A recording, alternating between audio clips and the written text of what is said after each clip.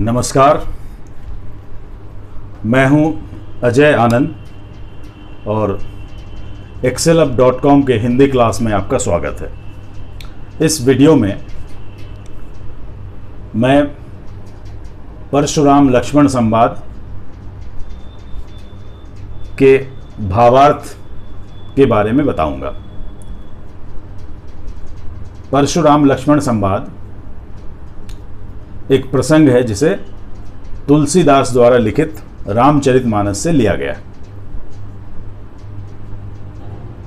यह प्रसंग उस समय का है जब सीता स्वयंवर में भगवान राम शिव का धनुष तोड़ते हैं और धनुष के टूटने से इतनी जोर की आवाज होती है कि वह आवाज तीनों लोगों तक सुनाई पड़ती है। तो परशुराम कहीं तपस्या कर रहे होते हैं, उन्हें भी ये आवाज सुनाई पड़ती है और उनका गुस्सा इतना बढ़ जाता है कि वह उस अपराधी को ढूंढने निकल पड़ते हैं जिसने भी शिव के धनुष को तोड़ा होगा। तो इस प्रसंग में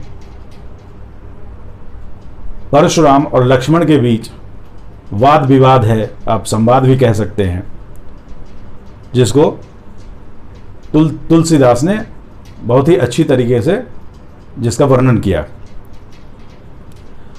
तो शुरू करते हैं। नाथ संबुधनु भंज निहारा, होई ही केऊ एक दास तुम्हारा। आय सिकाह कही यकिन मोही, सुनि रिसाई बोले मुनि को ही। अब राम कहते हैं कि हे नाथ, इस शिव के धनुष को तोड़ने वाला जरूर आपका ही कोई दास होगा या आपका ही कोई भक्त होगा। आप यहाँ किस प्रयोजन से आए हैं यह मुझे बताइए। ऐसा सुनकर परशुराम को गुस्सा आता है और वो गुस्से में कहते हैं, सेव कुछ सो जो करे सेवकाई, हरि करनी करी करी या लड़ाई। कि सेवक तो वह होता है जो सेवा करता है। जिसने भी इस धनुष को तोड़ा है उसने दुश्मनों वाला काम किया है और अब उसे मेरे साथ युद्ध करना पड़ेगा। सुनहु राम जय शिव धनु तोरा, सहस बाहु सम सो रिपु मोरा। सो बिलगाई बिहाई समाजा, नत मारे जय हैं सब राजा। अब परशुराम कहते हैं कि हे राम, जिसने भी शिव के धनुष को तोड़ा है वह सहस्र बाहु की तरह ही मेरा शत्रु है। अब उससे कहो कि इस सभा से अलग होकर खड़ा हो जाए ताकि मैं उसे पहचान सकूं। अगर ऐसा नहीं हुआ तो यहां बैठे सारे राजा मेरे हाथों मारे जाएंगे। सुनि मुनि वचन लखन मुसुकाने, बोले पर सुधरही अवमाने। बहुधनु हिल तोड़ी लड़िकाई, कब हुन असी किसी ऋषिकिन्न गुसाई। अब मुनि के वचन सुनकर लक्ष्मण मुस्कुराने लगते हैं और परशुराम को लगभग चिढ़ाते हुए कहते हैं कि अरे ऋषि मुनि, क्या बात कर रहे हैं। जब मैं बालक था, जब मेरा लड़कपन था, तब तो मैंने ऐसे कितने धनुषों को तोड़ा होगा, तब तो किसी भी ऋषि मुनि ने मेरे ऊपर गुस्सा नहीं किया। तो परशुराम कहते हैं, हे नृप बालक काल बस, बोलत तो ही न संभार। धनु ही सम त्रिपुरारी धनु, विदित सकल संसार। अरे राजकुमार, लगता है तुम पर मौत का साया मंडरा रहा है। तुम्हें बोलने की तमीज नहीं है, तुम्हें मालूम नहीं है यह कोई ऐसा वैसा धनुष नहीं था, बल्कि शिव का धनुष था जिसके बारे में सारा संसार जानता था। लखन कहा हंसी हमरे जाना, सुनहु देव सब धनुष समाना। का क्षति लाभ जून धनु तोरे, देखा राम नयन के भौरे। छुअत टूट रघुपति हु न दोषु, मुनि बिनु काज करी अकत रोषु। अब लक्ष्मण ने कहा कि हे मुनि, आपको मुझसे ही मजाक सूझ रहा है। मुझे तो सभी धनुष एक समान लगते हैं। अब एक आध धनुष टूट गया तो इसमें कौन सा नफा नुकसान हो गया। तो लक्ष्मण को ऐसा कहते देख करके राम तिरछी नजरों से उन्हें देख रहे हैं। फिर लक्ष्मण कहते हैं कि अब इसमें रघुपति का क्या दोष है। धनुष तो इतना कमजोर था कि जब राम ने उसको छुआ, बस वो छूते ही भर से टूट गया।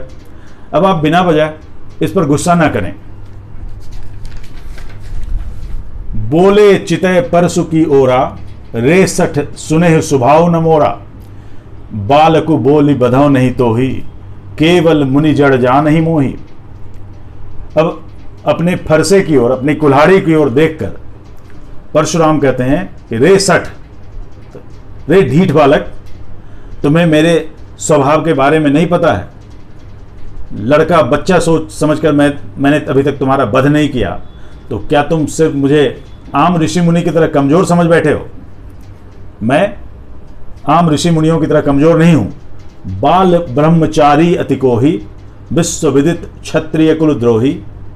भुजबल भूमि भूप बिनुकीन्ही, विपुल बार महिदेवन दिन्ही। सहस बाहु छेदनिहारा, परशु विलोक महीप कुमारा।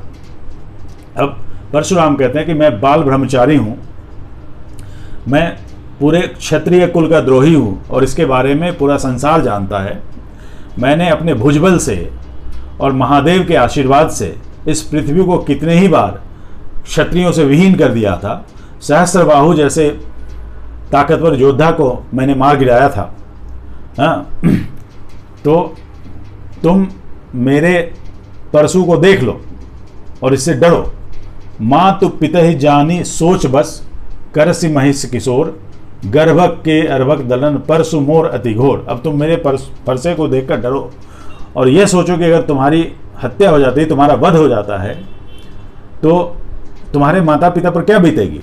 तुम्हें मालूम नहीं कि मेरा जो फरसा है, मेरी जो कुल्हाड़ी है, यह इतना घनघोर है कि इसकी आवाज मात्र से गर्भवती स्त्रियों के गर्भ गिर जाते। बिहसी लखनु बोले मृदुबानी, अहो मुनि सुमहाभटमानी। पुनि पुनि मोहि दिखाव कुठारू, चहत उड़ावन फूंकी पहारू। अब परशुराम की बात सुनकर लक्ष्मण थोड़ा हंसते हुए कहते हैं, अरे मुनि, आपको मैं बहुत बड़ा ब्राह्मण समझता हूँ और मस्खरा समझता हूँ। आप जो बार बार मुझे अपनी कुल्हाड़ी दिखा रहे हैं, तो आप क्या चाहते हैं? आपको क्या लगता है कि फूंक मारकर आप पहाड़ उड़ा देंगे? यहाँ कोई कुमर बतिया नाही, जे तर्जनी देख ही मरी जाए। अब यहाँ कोई कुमड़े की बतिया नहीं है जिसे तर्जनी दिखा दी और वो मर गया। गाँव में ऐसा माना जाता है कि जैसे आप जब खेत घूमने जाते हैं, कोई बतिया फल है, जैसे कुमड़ा है या भिंडी है या बैंगन है, तो उसको तर्जनी उंगली नहीं दिखानी चाहिए। माना जाता है कि अगर तर्जनी उंगली दिखाते हैं तो उससे बतिया फल जो है वो मुरझा जाता है और मर जाता है। तो लक्ष्मण वही कह रहे हैं कि आप मुझे कुमड़े की बतिया ना समझिए, जो कि आप तर्जनी दिखा देंगे और मैं मुरझा जाऊंगा। देख कुठारु सरासर बाना, मैं कछु कहा सहित अभिमाना। भृगुसुत समुझ जनेऊ बिलोकी, जो कुछ कहूं सहौं रिस रोकी। अब आप बिल्कुल जो है कुल्हाड़ी की तरह अपनी जुबान चला रहे हैं, लेकिन मैंने कुछ भी अभिमान से कहा, कोई घमंड की बात करी? अब आपके जनेऊ को देख के मुझे समझ में आ रहा है कि आप तो ब्राह्मण हैं, ब्राह्मण के पुत्र हैं, लेकिन इसलिए मैंने अभी तक अपना गुस्सा रोक के रखा हुआ है। सुर महिसुर हरिजन अरुगाई, हमरे कुल इन पर न सुराई। बधे पाप अपकीर तिहारे, मारतहु पाप परिय तुम्हारे। अब आपको मारने से मुझे बिना मतलब पाप का भागी बनना पड़ेगा, क्योंकि हमारे कुल में देवता, पृथ्वी, हरिजन और गाय पर प्रहार नहीं करते हैं। कोटि कुलिस सम वचन तुम्हारा, व्यर्थ धरहु धनुबान तुम्हारा। अब आपकी जो वाणी है, आपका जो वचन है, उसी में इतना जहर भरा हुआ है कि आपने बिना मतलब ही धनुष बाण और कुल्हाड़ी को धारण किया हुआ। आपकी तो बोली ही काफी है लोगों का वध करने के लिए। जो बिलो की अनुचित कहे हूं, क्षमहु महामुनि धीर। सुनि सरोस भृगवंश मणि, बोले गिरा गंभीर। अब विश्वामित्र मुनि इन सब बातों को सुन रहे थे। अब उन्हें लगा कि शायद मामला आगे बढ़ता जा रहा है, तो उन्होंने परशुराम से बहुत गंभीर आवाज में कहा कि हे महामुनि, अगर इस बालक ने, इस लड़के ने कुछ अनुचित कह दिया है तो बच्चा समझकर आप इसे माफ कर दीजिए, अपना गुस्सा थूक दीजिए। कौशिक सुनहु मंद येहु बालकु, कुटिल काल बस निज कुल घालकु, भानुवंश राकेश कलंकु, निपट निरंकुश अबुद असंकु।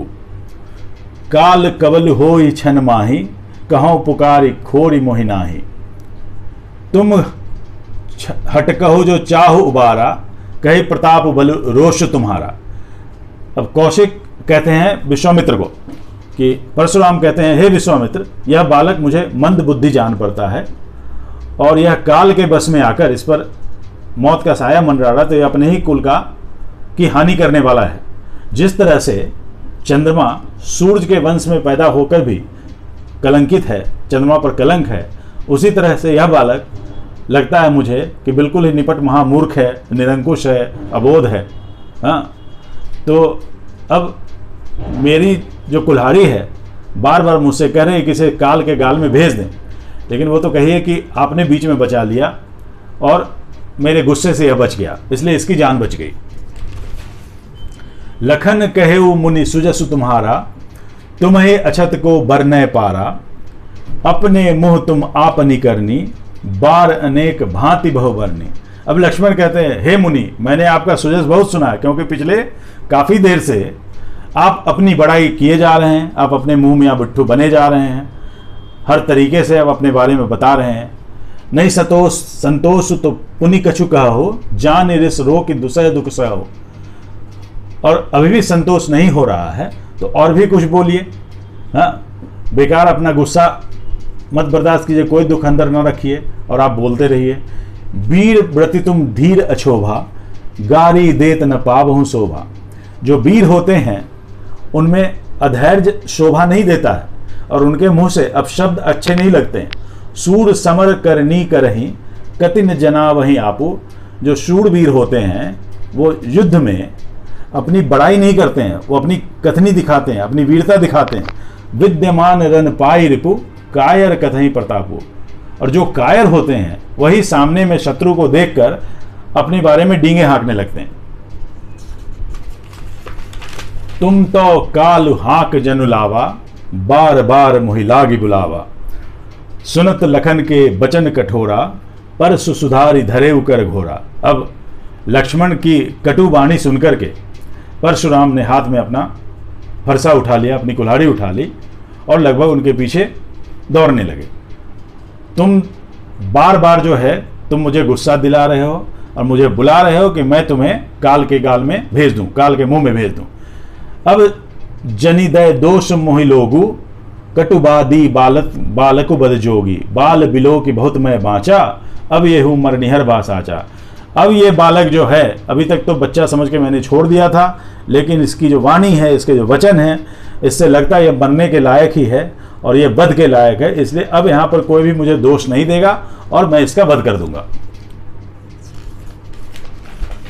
कौशिक कहा क्षम्य अपराधु, बाल दोष गुण गण ही न साधु। खर कुटार में अकरुण को ही, आगे अपराधी गुरुद्रोही। अब विश्वामित्र कहते हैं कि हे महामुनि, जो साधु होते हैं वो बच्चों का दोष गुण नहीं देखते, उनकी गिनती नहीं करते हैं, इसलिए आप इसे क्षमा कर दीजिए। हाँ, और खर और कुठार जो होते हैं उनमें कोई करुणा नहीं होती है। अब आप उसे किसी पर चला देंगे, जैसे खर होता है किसी भी की उंगली काट देता है और कुठार किसी का भी गला काट देगा, तो आप उसे न चलाएं, अपने पास ही रखें। आगे आपका जो अपराधी है वो गुरुद्रोही है। हाँ, उतर देत छौरों बिन मारे, केवल कौशिक सील तुम्हारे। नत यही काट कुठार कटोरे, गुरहि उरिन होते श्रम थोरे। तो परशुराम कहते हैं, हे विश्वामित्र, अब आपके शील के कारण, आपके व्यवहार के कारण मैं इस लड़के को छोड़ दे रहा हूं, नहीं तो अभी तक मैंने इसे मार दिया होता। हाँ, अभी इसी कुठार से काट काट के इसके टुकड़े टुकड़े कर दिए होते और गुरु के ऋण से मैं उऋण हो गया रहता, गुरु का ऋण चुकता कर दिया होता। गाध सूनु कह हृदय हसी, मुनि ही हरिहरे सूझ। ऐ मैं खार न ऊख मैं, अजहु न बूझ सबूझ। अब विश्वामित्र परशुराम की बात सुनकर मन ही मन हंस रहे हैं और मन ही मन कह रहे हैं कि अब इन मुनि को जो है हरियाली दिख रही है, सावन के अंधे को जैसे हरा ही हरा दिखता है।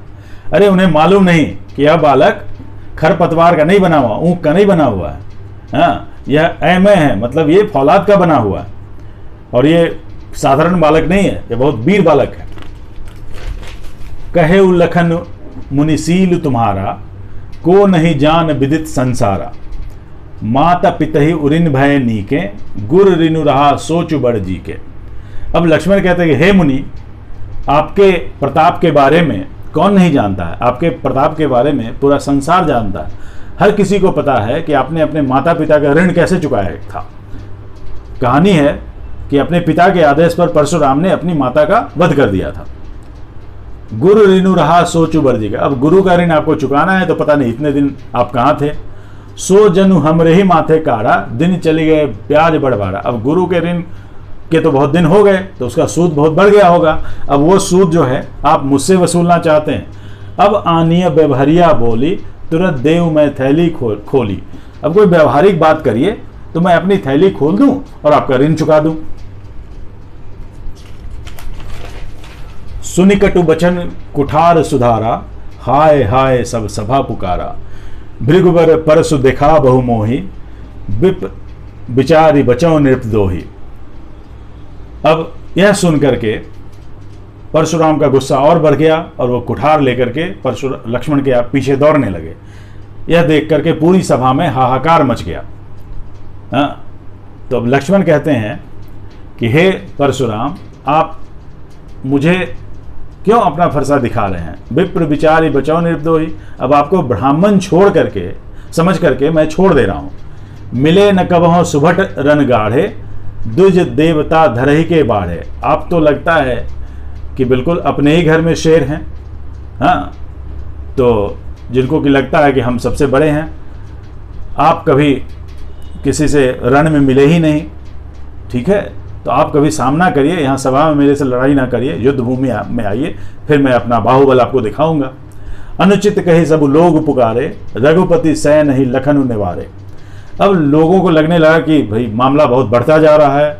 अब परशुराम का गुस्सा बहुत खराब माना जाता था, तो सब लोगों ने कहा नहीं नहीं ये गलत है, ठीक नहीं है, लक्ष्मण गलत कर रहे हैं। अब यह सब देख करके श्री राम ने लक्ष्मण को देखा और उन्हें आंखों से शांत होने का इशारा किया। लखन उतर आहुति सरिस, भृगुबर कोप कृषाणु। बढ़त देख जल सम बचन, बोले रघुकुल भानु। अब लक्ष्मण को शांत करके अब राम जो है देखते हैं उनको, परशुराम को, जिनका गुस्सा इस तरह से बढ़ रहा था जैसे बरसात में नदी का पानी बढ़ता है। तो उनका गुस्सा ठंडा करने के लिए राम ने बिल्कुल अपनी शांत शीतल आवाज में उनसे आगे कहना शुरू किया। तो यहीं पर यह प्रसंग समाप्त होता है। धन्यवाद।